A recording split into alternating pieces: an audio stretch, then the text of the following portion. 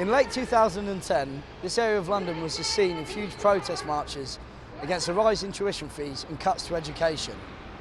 2 years on, the decision to increase the cost of higher education has had an impact on universities across England.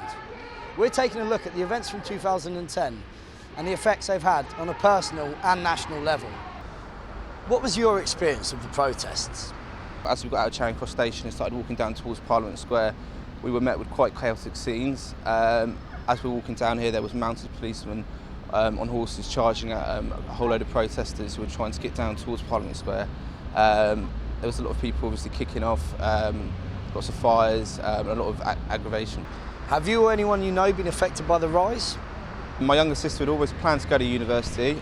She was in the age bracket where the increased cost would have applied to her. Ultimately, because of this, she's chosen not to go into further education. This has therefore led to her not pursuing a career that she had originally wanted to do. The protest came to a head at Millbank, and as you can see from the following footage, several hundred people filled the courtyard. Although some set off flares and threw missiles before the police stormed the building, the majority present did not condone their actions. I think that the problems that affected UAL are ones that affected most universities in the country. I think the biggest problem is to do with the type of students who would be put off with the rising fees. Obviously, you know, students can still get loans, and I don't want anyone to not come to university because the fees have gone up. But you know, there are demographics who are, you know, more risk averse, and you know, it's kind of parents, grandparents who think maybe it's not worth it anymore, and you know, people are put off. There was a lot of resistance. It was unions across the country, NUS. I think it's just, you know, it